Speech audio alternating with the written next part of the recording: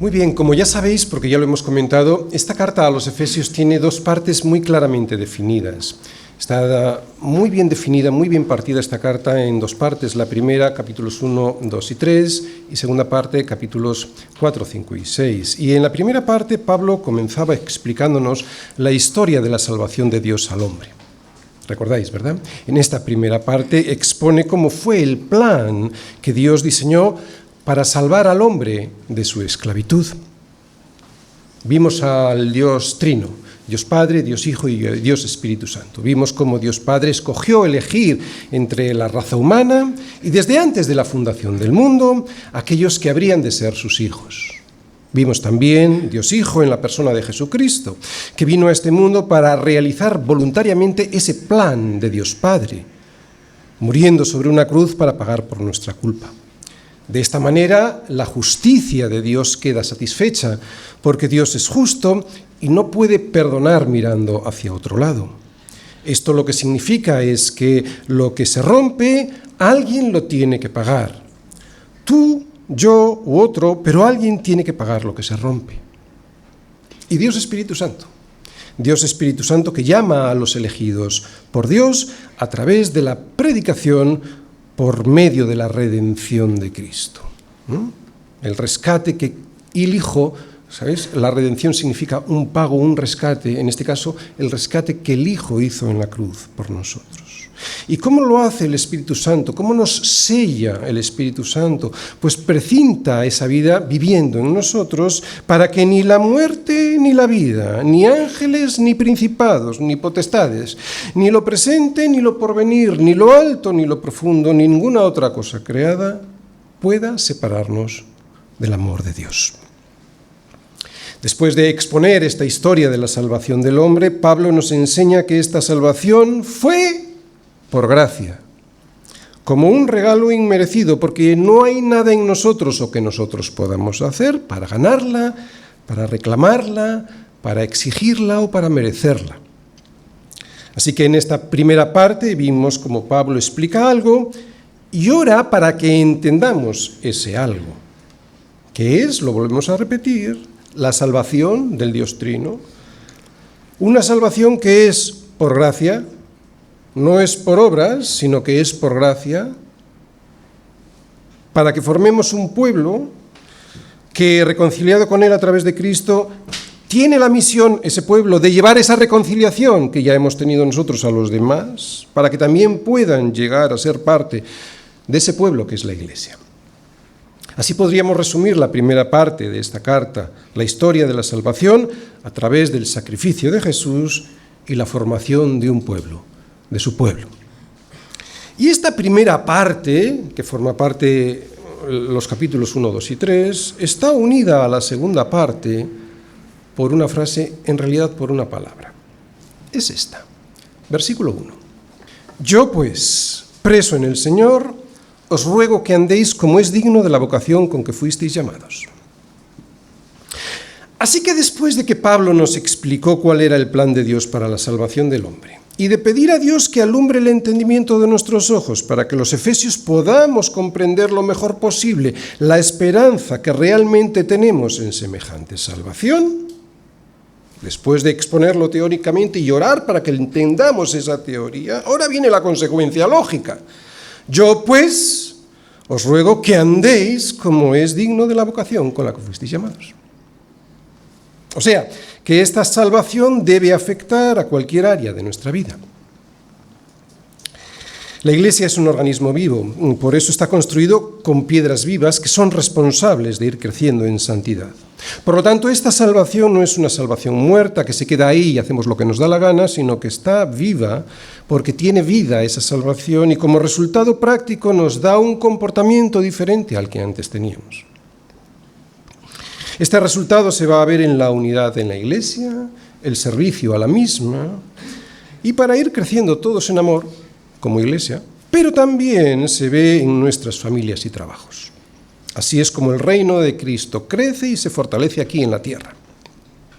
Al final de esta carta veremos cómo se puede luchar cuando aparecen dificultades, esas que nos impiden caminar como quisiéramos. Así que yo lo que voy a hacer ahora es exponer un pequeño esquema de lo que veremos en esta segunda parte, ¿de acuerdo? La primera parte de la carta a los Efesios es teórica, pero esta es eminentemente práctica. Después de habernos explicado cómo era la salvación de Dios al hombre, cómo era, ahora nos dice que andemos conforme a esa salvación. Bueno, pues esta segunda parte es eminentemente práctica. Son los capítulos 4, 5 y 6. Y la primera parte de esta segunda parte podría ser que veremos, allí lo que vamos a hacer es ver que la unidad del Espíritu trae orden en la Iglesia y de esa manera, con el cuerpo, que es la Iglesia, bien concertado y unido entre sí, se puede ir creciendo en amor. Eso lo veremos en el capítulo 4, versículos del 1 al 16. La segunda parte de esta segunda parte de la carta, veremos que la nueva vida en Cristo hace que nos vayamos despojando del viejo hombre, esto es un proceso, que nos vayamos despojando del viejo hombre, para poder vivir en el Espíritu en cualquier área de nuestra vida. Esto lo veremos en el capítulo 4, desde el versículo 17 hasta el capítulo 5, el versículo 20. La tercera parte de esta segunda parte de la carta, allí veremos cómo es esa vida en el Espíritu que trae orden en el hogar y en el trabajo. Y esto lo veremos en el capítulo 5, versículo 21, hasta el capítulo 6, versículo 9. En la cuarta parte de esta segunda parte de la carta a los Efesios veremos cómo se puede luchar contra las dificultades mientras estamos aquí en la tierra. Muchos lo conocemos, es lo que conocemos como la armadura de Dios, que está en Efesios 6, versículos del 10 al 20. Y en la última parte, en la quinta parte de esta segunda mitad de la carta, luego ya veremos en unos versículos finales los saludos de Pablo a los que estaban en Éfeso. Empezamos. Versículos del 1 al 6. Yo pues, preso en el Señor, os ruego que andéis como es digno de la vocación con que fuisteis llamados, con toda humildad y mansedumbre, soportándoos con paciencia los unos a los otros en amor, solícitos en guardar la unidad del Espíritu en el vínculo de la paz, un cuerpo y un espíritu, como fuisteis también llamados en una misma esperanza de vuestra vocación, un Señor, una fe, un bautismo, un Dios y Padre de todos, el cual es sobre todos y por todos y en todos. La fuerza de la voz de Dios, la llamada irresistible del amor de Dios. Esto es lo que veremos en Efesios 4, versículo 1. Hoy vamos a ver el versículo 1 nada más. Y el esquema de este versículo sería el siguiente. Primera parte, haré una introducción. En la segunda parte, veremos qué es vocación. En la tercera parte, qué se requiere para tener esa vocación. Y en la cuarta parte, el resultado práctico de esa vocación. Introducción. Yo, pues, preso en el Señor, os ruego que andéis como es digno de la vocación con que fuisteis llamados. Antes de empezar a desglosar este versículo, que es el que veremos hoy, quiero decir que la gracia es la que trae la obediencia. Lo vuelvo a repetir, pero no os preocupéis porque este es el leitmotiv de toda la predicación y lo vais a entender muy bien. La gracia es la que trae la obediencia, no al revés. Por eso Pablo nos ha explicado hasta aquí cómo es esa gracia de Dios que trae la salvación y ahora, y como resultado práctico de esa gracia derramada sobre nosotros, es por lo que obedecemos a Dios. La gracia es la que trae la obediencia, no al revés. No obedecemos para recibir la gracia de la salvación. ¿Lo entendéis, verdad? No obedecemos para recibir la gracia de la salvación. La gracia vino antes. El cristianismo no es una religión, es una relación. La razón por la cual la gente piensa que el cristianismo es una religión es porque piensa en todas las religiones de la misma manera. Tú haces algo y ese Dios de esa religión, pues te recompensa en función de lo que has hecho. Pero con el verdadero Dios, el Dios de la Biblia, no es así. Yo sé que es difícil creerlo porque la vida funciona de otra manera. Nos esforzamos en una actividad y como recompensa recibimos lo que necesitamos. Está bien, es justo, es normal, es así. Un ejemplo similar a cómo funcionan las religiones son los estudios universitarios o cualquier otro tipo de estudios, pero especialmente se ve en la universidad. ¿Cómo es la religión? Bueno, pues tú accedes a la universidad con la esperanza de que te den un título con el que poder entrar al mundo laboral. Por eso primero te apuntas en una universidad y luego te esfuerzas por aprender aquello que te gustaría hacer en el futuro. Entrar al mundo laboral y ser un profesional de éxito. ¿Entendéis la relación? Primero te esfuerzas y si te esfuerzas lo suficiente, recibes lo que esperas, la gloria profesional. Así es como pensamos que también funciona el cristianismo, pero no es así. El cristianismo no es como el resto de las religiones en las que hay que esforzarse para ser aceptado. Dios nos aceptó desde antes de la fundación del mundo y Cristo murió por nuestros pecados antes de que los cometiésemos. Así lo explicó Pablo al principio de esta carta. En la universidad, lo mismo que en las religiones, entro para conseguir el título que me da acceso a la profesión, pero para que me lo den yo me tengo que esforzar en aprender. Mis compañeros y mis profesores me van a ayudar, sí, pero hay algo que ni ellos ni nadie puede hacer por mí. Los exámenes. Ese día es el día del juicio final, el día en el que me evaluarán de todo el trabajo que hice. Y si me esforcé lo suficiente, aprobaré y me darán el título, pero si no lo hice, no aprobaré y por lo tanto no seré aceptado. O sea que hasta el final de la carrera no sabré si tengo el título de aceptación o no. Pero así no es el cristianismo. El cristianismo no es una religión, es todo lo contrario a lo que acabamos de describir. Vuelvo a repetir, por ejemplo, en la universidad tú te esfuerzas, tú eres el que lo intentas, por eso eres tú el que va a ser aprobado. Y todos hemos pasado por ahí, ¿no? Esperábamos que en el juicio final, o sea, el examen fin de carrera, la persona que nos fuese a juzgar fuese compasiva y no se fijara en las faltas que habíamos cometido en el examen, ¿verdad? Todos los que hemos pasado por la universidad teníamos esa esperanza de esa misericordia. Eso y que no nos preguntaran lo que no nos habíamos esforzado por aprender también, claro. Así que esperábamos la misericordia al final, nunca al principio. El esfuerzo era mío y hasta el último día de los exámenes nunca sabíamos si habíamos conseguido pasar. Con las religiones ocurre algo similar. Tú eres quien lo intenta, tú eres el que se esfuerza para conseguir ser aceptado, pero nunca sabes si lo conseguirás hasta el día del juicio final. Un juicio en el que esperas que haya misericordia porque, si eres honesto, sabes que por ti mismo no puedes hacer mucho. ¿Por qué? Porque la materia es muchísima y el esfuerzo realizado nunca es suficiente. Con Cristo es al revés.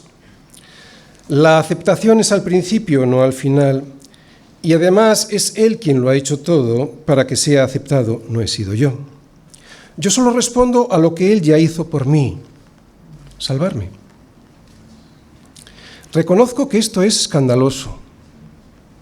Escandaloso. La gracia en Cristo es un escándalo. Sin embargo, esto es lo que le da al cristiano verdadero la libertad. Esta libertad que da Cristo es muy difícil de aceptar porque soy yo el que quiero pasar el examen. Y sin embargo, según el estándar de la justicia de Dios, no puedo. Así que, o acepto el sacrificio, el regalo de ese sacrificio hecho por mí, y luego respondo en libertad a ese amor derramado, o me gano por mí mismo la salvación y espero al final del examen a ver si he sido aceptado. Solo hay dos posibilidades. Las repito. O acepto el regalo de su sacrificio por mí y luego respondo en libertad a ese amor derramado, o me gano yo mismo mi salvación y espero al final, el examen final, para saber si he sido aceptado. Pero Dios mismo me dice en su palabra que no lo voy a aprobar. ¿Por qué? Porque el estándar de la justicia de Dios es insuperable para mí. Y Dios no va a hacer como mis profesores, darme el pase aunque haya faltas en el examen. ¿Por qué? Porque la justicia de Dios es perfecta, no como mis profesores que me aprueban con un 5/10. Y esto es algo que la gente no quiere aceptar, que la justicia, para que sea justicia de verdad, debe ser completa y no puede haber ni un solo error en ella. Y esto es una esclavitud, porque ni tú ni yo podemos cumplir con la ley de Dios en su totalidad y perfección. Por eso Cristo ofrece lo que nadie ofrece: sacarte de esa esclavitud, ofrece libertad. Si yo acepto la gracia de Dios a través de Cristo, que es su vida de perfecto cumplimiento de la ley y su sacrificio por mí, si yo acepto la vida y la muerte de Cristo, entonces ya no tengo que pasar por ningún examen, porque ha sido Él quien lo pasó por mí, y no solo aprobó, sino que lo hizo con matrícula de honor. Sin embargo, yo no me quedo de brazos cruzados, ¿no? Porque si lo hago, después de recibir esa salvación, si yo lo hago, significa que no he aceptado de verdad su vida y sacrificio. Si lo he aceptado de verdad, voy a responder libremente a ese amor que me regaló. ¿Cómo? Andando como es digno de la llamada de la voz de Dios. Y la voz de Dios a esta llamada es irresistible. ¿Por qué? Porque es Dios quien la hace irresistible. Esto es el cristianismo, y esto es lo que se ve por toda la Biblia. La gracia de Dios, que no es otra cosa que el amor de Dios. El amor de Dios en nada se parece al amor que conocen los hombres, porque el amor que conocen los hombres que no conocen a Dios es egoísta. El amor de los hombres que no conocen a Dios es un amor egoísta. El amor que practican los hombres que no conocen a Dios solo acepta a aquel que cumple con unas expectativas previas. Mira, si esta persona es así y va haciendo lo que yo creo que debe de hacer, entonces es alguien de mi cariño y de mi amor, digno de eso. Pero si me falla y no cumple durante toda su vida con lo que yo creo que debe cumplir, entonces le retiro mi amor y deja de ser mi amigo. Pero con Dios es diferente. Él sabe que soy polvo. ¿Y qué puede hacer el polvo sino arrastrarse por el suelo? ¿Qué crees, que Él no lo sabe?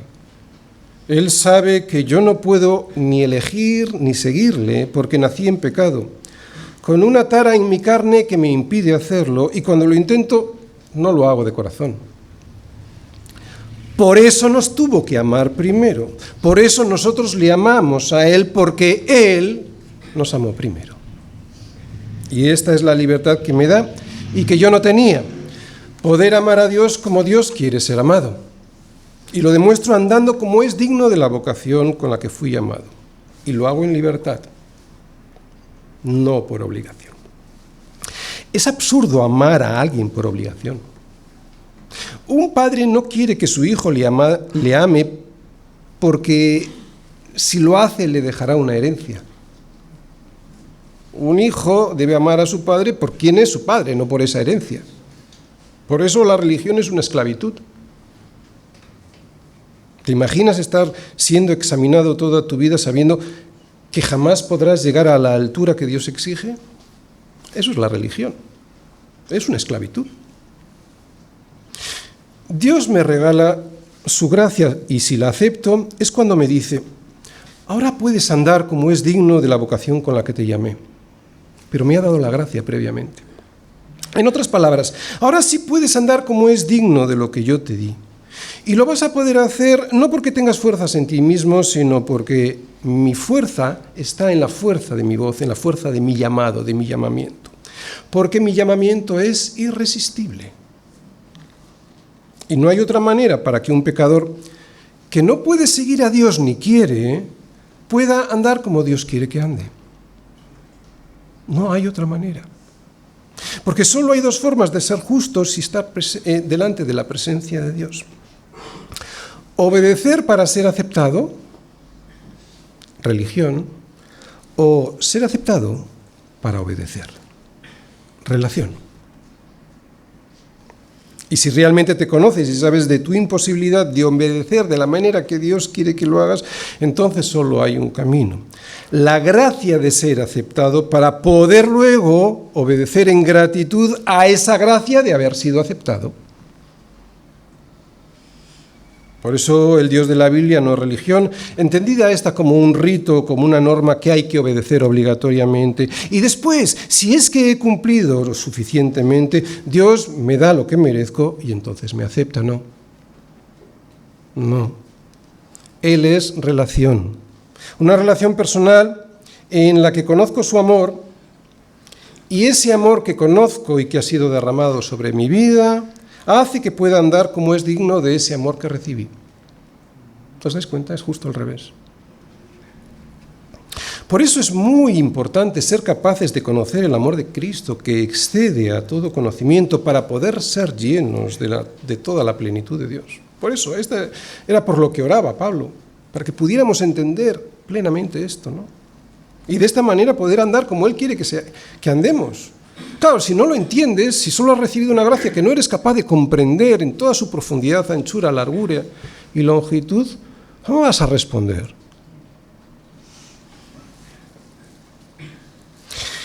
Es la manera en la que tenemos que andar. Y es lo que vamos a empezar a ver a partir de este capítulo 4 hasta el final. Así es como Pablo nos presenta en esta carta la vida cristiana. Primero, vemos de una manera teórica que Dios nos elige, nos perdona y nos transforma, y a continuación nos dice: ahora ya puedes vivir de acuerdo con eso que te di. Y si es necesario, puedes pelear con la armadura que ahora tienes a tu disposición y que veremos luego en el capítulo 6. Bien, esto era la introducción, pero ahora vamos a la segunda parte. ¿Qué es vocación?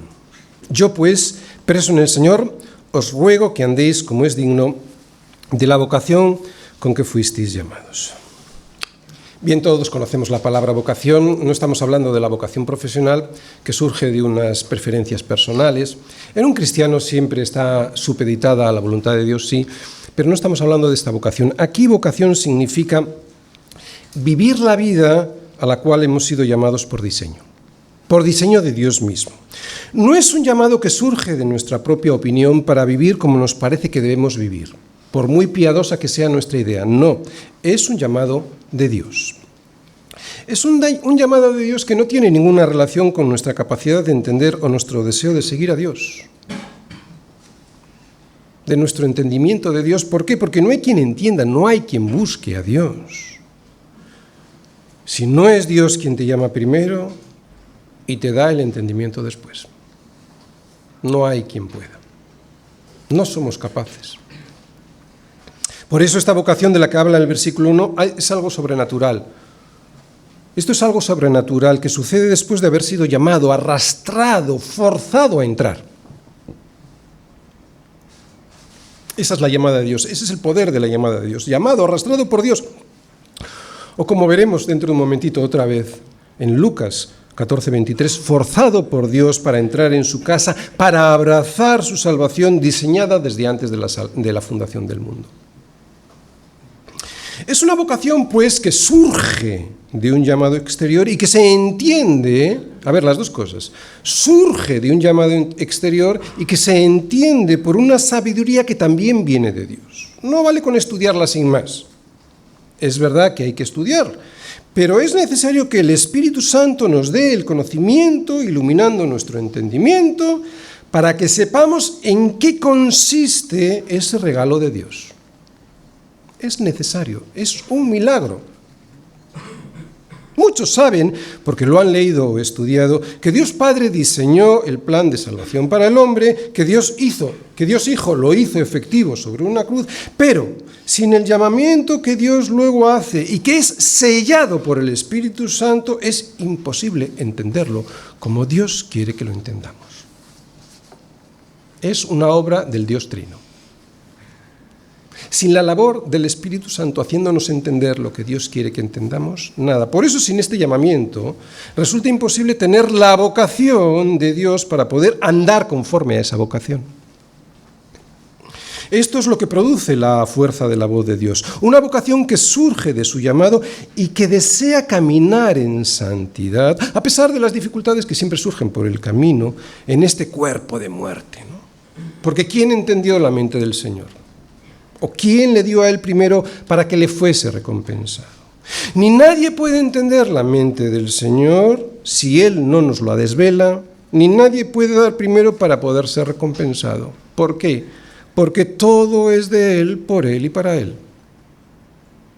También la vocación y el entendimiento para saber qué hacer con esta vocación. Soli Deo Gloria.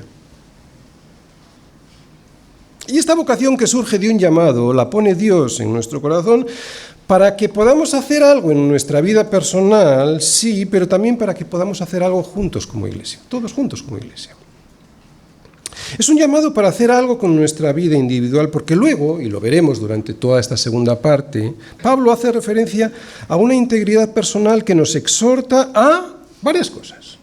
Desechar la mentira y decir la verdad, a no hurtar sino a trabajar, a no decir palabras malsonantes sino aquellas que sirvan para edificar, y a quitar de nosotros toda amargura, enojo, ira, gritería y maledicencia, y toda malicia. Por lo tanto, es un llamado personal, sí, pero no solo es un llamado personal para hacer algo de manera individual, sino que, como ya vimos en el capítulo 2, o sea, en la primera parte, en la parte teórica, Dios también nos llama a algo para hacer todos algo juntos, como un solo pueblo que es la Iglesia.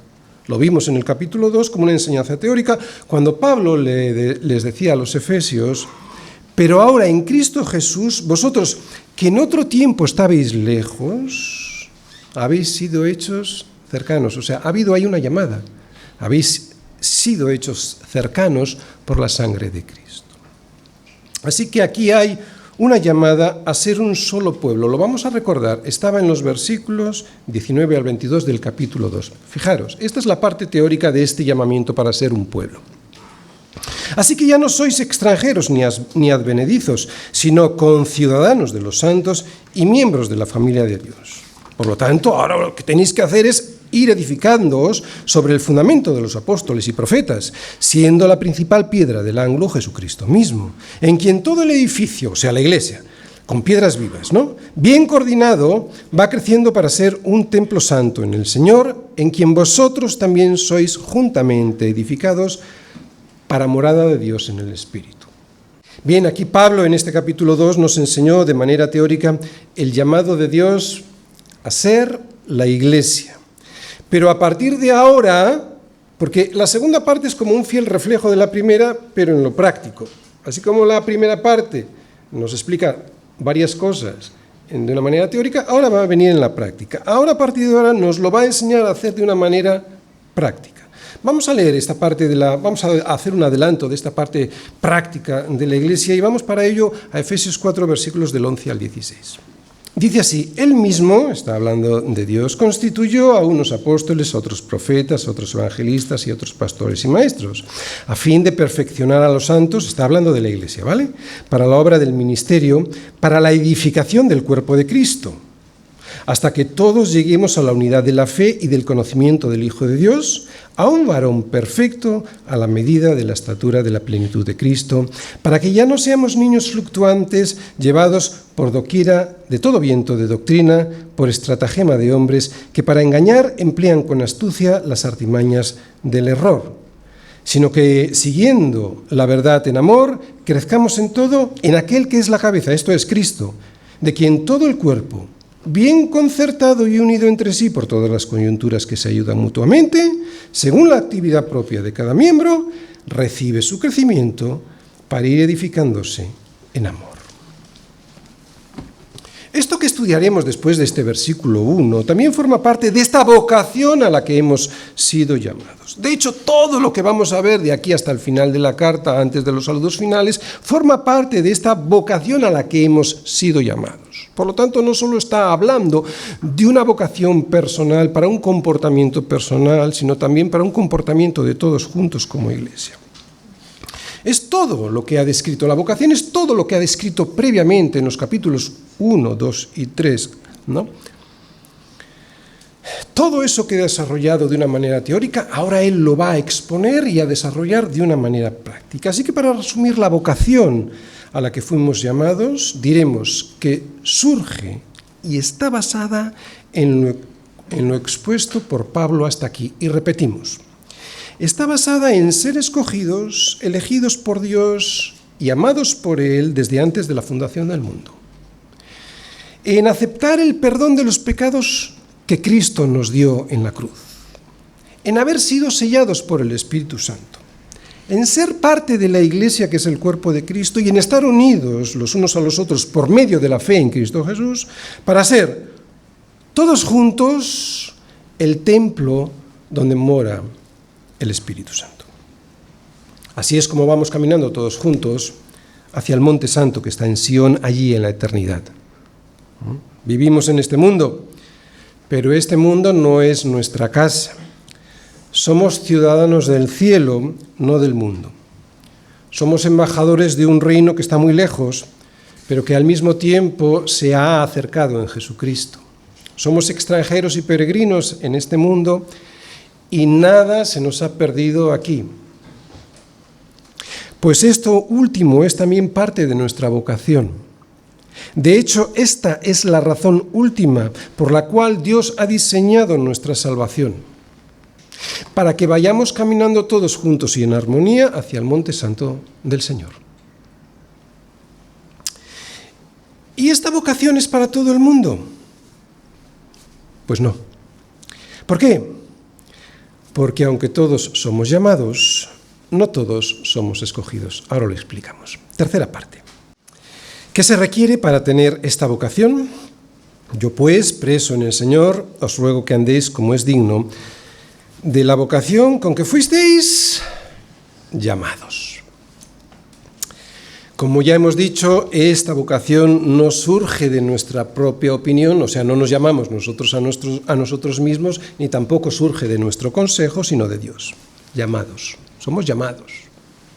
Por lo tanto, para tener esta vocación, que es el plan que Dios ha diseñado para poder vivir nuestra vida como Él quiere que la vivamos, necesitamos ser llamados desde fuera. Y no hace falta nada más que ver cómo está el mundo para darse cuenta que no todos tienen esta vocación diseñada por Dios. ¿Por qué? Porque para ello necesitas ser llamado por Dios, llamado de manera efectiva. Nadie tiene la vocación de seguir a Cristo y andar conforme a esa vocación a la que fue llamado por sí mismo o porque quiera hacerlo, porque lo desee. Nadie lo busca, nadie lo desea. A esta vocación no ha sido llamado todo el mundo.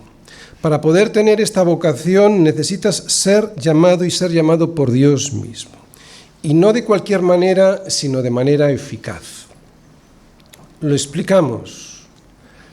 Tened un poco de paciencia y ya veréis cómo lo entendéis.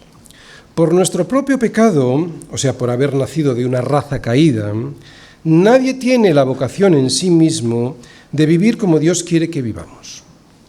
Pertenecemos a una raza que se define por la rebeldía y la desobediencia permanente a Dios y sus consejos. Y Dios nos llama a todos a arrepentirnos, a todos. ¿Llama a todos? Sí, llama a todos, sí.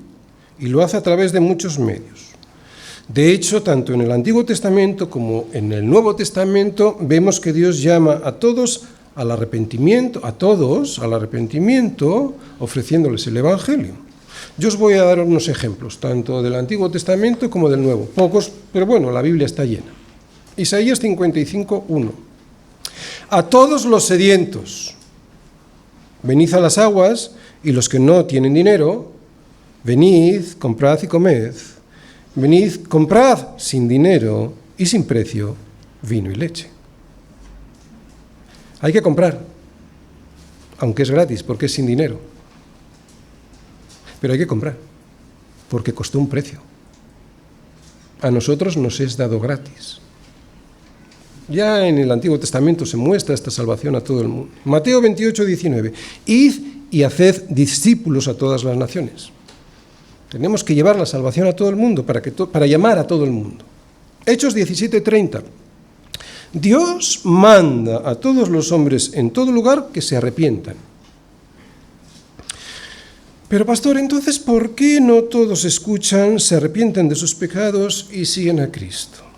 De hecho, el mismo Jesús dice que muchos son llamados, mas pocos escogidos.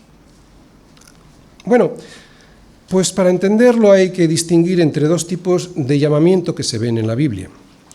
Un llamamiento general o externo y un llamamiento eficaz o interno. Llamamiento general o externo.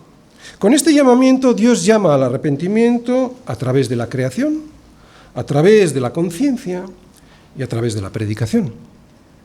A través de la creación, Los cielos cuentan la gloria de Dios y el firmamento anuncia la obra de sus manos. A través de la conciencia, nos dice Pablo en Romanos 2:15, mostrando la obra de la ley, escrita ¿dónde? En sus corazones, dando testimonio su conciencia y acusándoles o defendiéndoles sus razonamientos. A través de la predicación, agradó a Dios salvar a los creyentes por la locura de la predicación. Pero este llamamiento que estamos hablando, que es un llamamiento general, un llamamiento externo, puede ser resistido y rechazarse, ¿no? Se ve en el Antiguo Testamento con Israel y lo explica también Juan 1:11. A lo suyo vino y los suyos no le recibieron. Por eso nadie puede poner excusas ante Dios, porque todos hemos sido llamados y por lo tanto todos somos responsables ante Él. Pero para evitar, y aquí es donde viene aquí es donde tú te tienes que derretir para alabar a Dios y obedecer a Dios como quiere Dios que sea obedecido y alabado. Para evitar el fracaso de los suyos, Dios les hace un llamado eficaz o interno, que es lo que vemos en este versículo 1 del capítulo 4. Este llamamiento eficaz es irresistible. Nada ni nadie se puede oponer a ese llamamiento. Tal es así que cuando Dios llama eficazmente, otra vez, escucha y si estás dormido despierta, tal es así que si Dios llama eficazmente, ni siquiera a alguien como Lázaro que estaba muerto le puede desobedecer. Este llamado eficaz es un eslabón de una cadena que podemos ver, si lo queréis ver luego, en Romanos 8:30. Allí Pablo dice que Dios a los que predestinó también llamó, un eslabón de una cadena. A los que predestinó también llamó, y a los que llamó a estos también justificó, y a los que justificó a estos también glorificó. Este llamamiento es eficaz, pero es totalmente inmerecido porque su origen es Dios, no el hombre. No surge porque yo me lo merezca o me lo haya ganado o lo pueda reclamar por algo que haya hecho. Es pura misericordia de Dios y puedes saber si este llamamiento lo has recibido, si provoca en ti una gratitud inmensa cuando reconoces que sin este llamamiento eficaz y por iniciativa de Dios mismo, jamás podrías haber recibido la salvación. Por eso ahora puedes obedecer.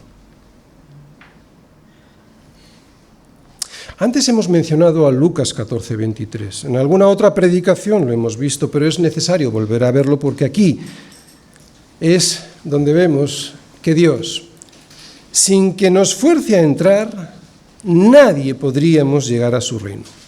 Vamos a leer la parábola de la gran cena en Lucas 14, del 16 al 24. Es una parábola, pero explica cómo es el reino y cómo llama Dios a sus hijos. Fijaros, entonces Jesús le dijo, un hombre hizo una gran cena, ¿vale? Está hablando de Dios, pero en una parábola, y convidó a muchos. Y a la hora de la cena envió a su siervo a decir a los convidados, venid, que ya todo está preparado. Este es el llamamiento externo, el llamamiento general, ¿vale? Y todas a una comenzaron a excusarse. El primero dijo, he comprado una hacienda y necesito ir a verla. Te ruego que me excuses. Otro dijo, he comprado 5 yuntas de bueyes y voy a probarlos. Te ruego que me excuses. Y otro dijo, acabo de casarme y por tanto no puedo ir. Vuelto el siervo hizo saber estas cosas a su señor. Entonces, enojado el padre de familia, dijo a su siervo, ve pronto por las plazas y las calles de la ciudad y trae acá a los pobres, los mancos, los cojos y los ciegos. Y dijo el siervo, Señor, se ha hecho como mandaste y aún hay lugar. Dijo el Señor al siervo, ve por los caminos y por los vallados y fuérzalos a entrar para que se llene mi casa. Porque os digo que ninguno de aquellos hombres que fueron convidados, también llamados, pero no de una manera eficaz, ninguno de aquellos gustará mi cena. Por lo tanto, no todo el mundo tiene esta vocación, sino aquellos a los que Dios ha llamado de una manera eficaz, o sea, con un llamamiento interno a través del Espíritu Santo que es irresistible. Es irresistible. Y cuando Dios llama al pecador de esta manera, Él viene irresistiblemente, sí, pero lo hace también voluntariamente. Sé que puede parecer una contradicción. ¿Por qué? Porque Dios nos persuade de tal manera con su amor que nos convence. Sus argumentos son irresistibles porque son la verdad. Y como Él nos toca con su Espíritu Santo para ver esa verdad, ya no la podemos resistir. Voluntariamente, pero irresistiblemente. Este llamado es para participar de una vocación que, como ya nos explicó Pablo en los capítulos 1, 2 y 3, consiste en ser llamados para ser perdonados, para formar parte de su pueblo, que es la Iglesia, y para ser herederos de su reino. No hay mayor vocación, estamos hablando de esta vocación también y de este llamado, no hay mayor vocación que ser llamado por Dios para ser hijo suyo y formar parte de su pueblo, para adorarle por la eternidad. Por lo tanto, ¿cuál es el resultado práctico de este llamado? Cuarta parte. El resultado práctico de esta vocación, que surge de un llamado, lo veis ahí subrayado. Yo pues, preso en el Señor, pues os ruego que andéis como es digno de la vocación con la que fuisteis llamados. Muy bien, aunque Pablo ha separado la teoría de la práctica, y está bien hacerlo así, ¿no? Él ha separado la teoría en la primera parte de la carta y en esta segunda parte que comenzamos en este versículo 1 del capítulo 4, lo que hace es exponer la práctica. Lo ha hecho para que entendamos bien, en esa primera parte, lo ha hecho para que entendamos bien quién es Dios y lo que Él hizo, y quiénes somos nosotros y nuestra necesidad de Él. Si no entiendo bien eso y toda su gracia, ¿cómo voy a responder? Voluntariamente, pero irresistiblemente.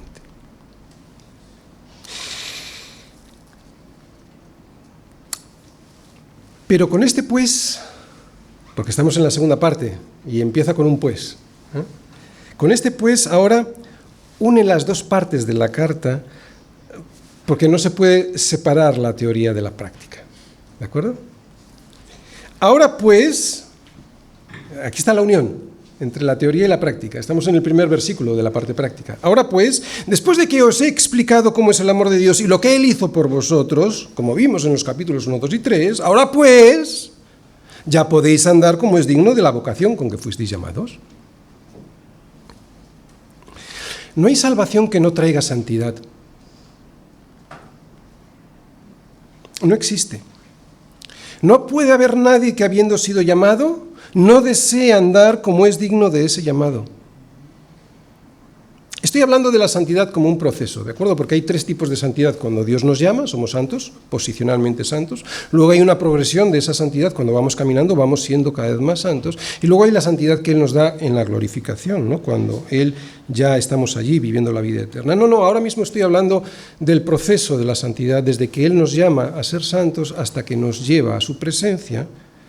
No hay salvación que no traiga esta santidad de la que hablo, o sea, es seguir caminando. En nuestra vida diaria no podemos separar la práctica del llamado de Dios. Hay muchos creyentes que dicen que creen, pero que en sus vidas no se nota en absoluto eso. Y no me refiero a los pecados en los que puede caer circunstancialmente cualquiera, me refiero a esa vida que denota un estado que en absoluto se parece al que Dios ha diseñado para un hijo suyo.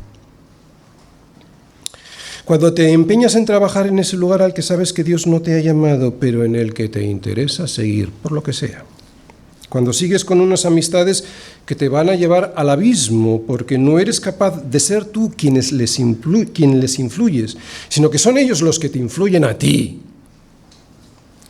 Cuando te empeñas en casarte con alguien que es un yugo desigual y que por lo tanto, va a tirar hacia el lado que Dios no quiere que vayas.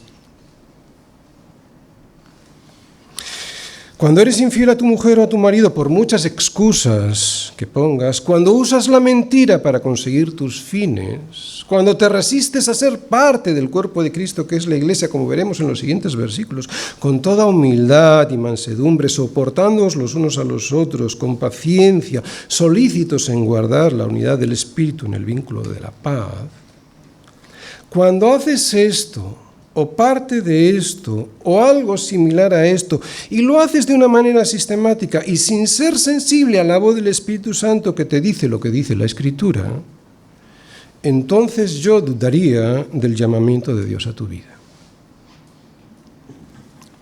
O eso, o estás contristando al Espíritu Santo de Dios, porque nadie que ha sido llamado por Dios de una manera eficaz puede vivir así, sin arrepentirse y sin querer despojarse del viejo hombre que está viciado conforme a los deseos engañosos. Teoría y práctica son parte de una misma cosa. ¿Cuál es esa cosa? El camino por el cual debemos andar. Parece una obviedad, pero hay que decirlo, por un camino se anda. Uno no entra por la puerta estrecha y luego se queda sentado al borde del camino viendo a los demás pasar. Cuando uno es llamado a entrar, entra por la puerta estrecha, pero lo hace para andar por un camino que es angosto. La puerta y el camino están unidos, y en este versículo, la unión entre la puerta y el camino, que creo que lo han quitado ya, ¿está puesto? No está puesto. Pero si os habéis fijado antes, el pues es esa unión entre la puerta y el camino. Puerta, capítulos 1, 2 y 3.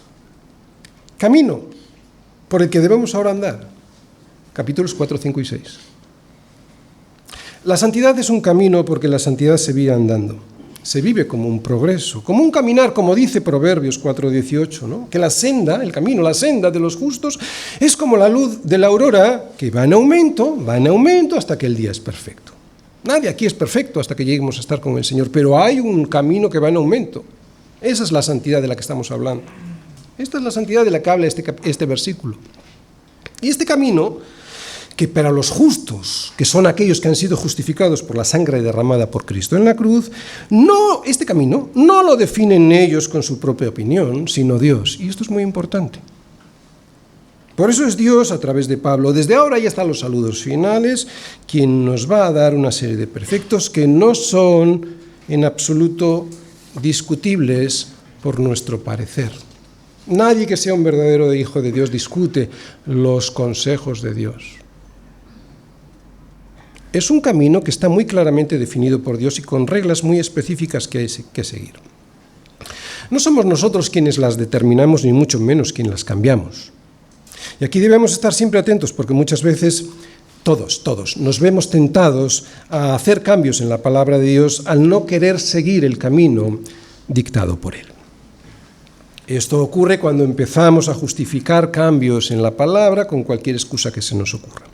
Siempre ha pasado, Siempre ha pasado y también lo vemos hoy en algunas iglesias. Iglesias o miembros de iglesias que para no seguir por el camino angosto y sabiendo que lo deben hacer, se excusan con justificaciones vanas que no hay por dónde agarrarlas. Y eso es porque se dejan influir por la cultura y el sistema de valores de este mundo. En cada época la iglesia se ha dejado muchas veces influir. Y lo que está de moda, eso entra en la iglesia y termina cambiando la opinión de Dios. Por ahí no podemos pasar. Asuntos claramente definidos por la palabra de Dios y que algunos se empeñan en redefinir cuando no violentar de manera evidente, para así poder seguir haciendo lo que les da la gana, pero de una manera religiosa para poder calmar, para poder tranquilizar sus conciencias. Y esto es una forma de enfrentarse a Dios, probablemente la más obscena. Y si esto ocurre en nuestra vida, debiéramos ser sensibles y verlo con una llamada de atención para rectificar. Porque en ocasiones todos, al ver que el camino es tan angosto, empezamos a justificarnos con cualquier excusa que se nos ocurre para cambiar, para redefinir el camino marcado por Dios. Todos tenemos esa tentación, esa tendencia. Pero si lo hacemos para pecar. Lo hacemos porque queremos salirnos del camino, o para salirnos diciendo que no nos hemos salido del camino. Y ahí tienen una labor fundamental los pastores en las iglesias. Si el pastor predica fielmente la palabra de Dios, quien quiera salirse del camino lo terminará haciendo, pero por lo menos sin vivir una mentira en la iglesia. A veces se marchan de la iglesia del Señor. Iglesia con I mayúscula, la iglesia del Señor. Pero a veces cambian de iglesia local, de iglesia con I minúscula, para ver si allí no es tan dura la palabra de Dios, para ver si allí encuentran algo que les anime.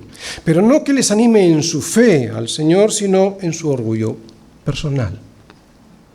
Y ahí nadie me va a encontrar. Termino. ¿Quién puede vivir así?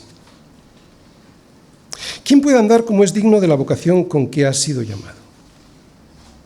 Pues yo creo que el título de la predicación de hoy nos da la clave. La fuerza de la voz de Dios es una llamada irresistible para cambiar de vida.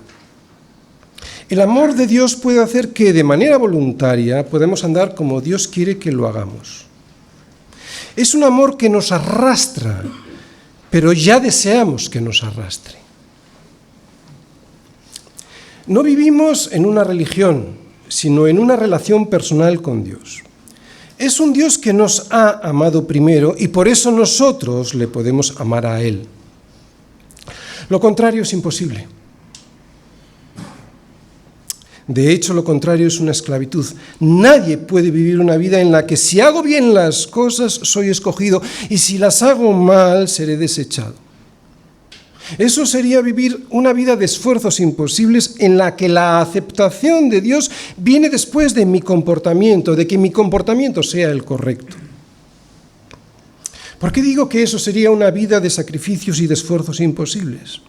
Porque lo que Dios reclama de nosotros es la misma vida que vivió Jesús sobre la tierra, y nadie puede cargar con eso. Nadie puede con semejante peso. Y Dios lo sabe. Por eso me dio la salvación en Cristo.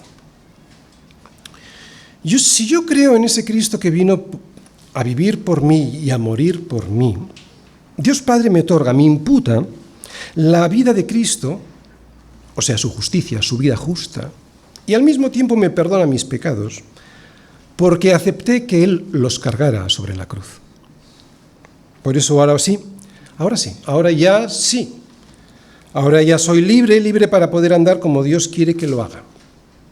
Caeré, pero me levantaré sabiendo que el amor de Dios me perdonó desde antes de que yo naciera.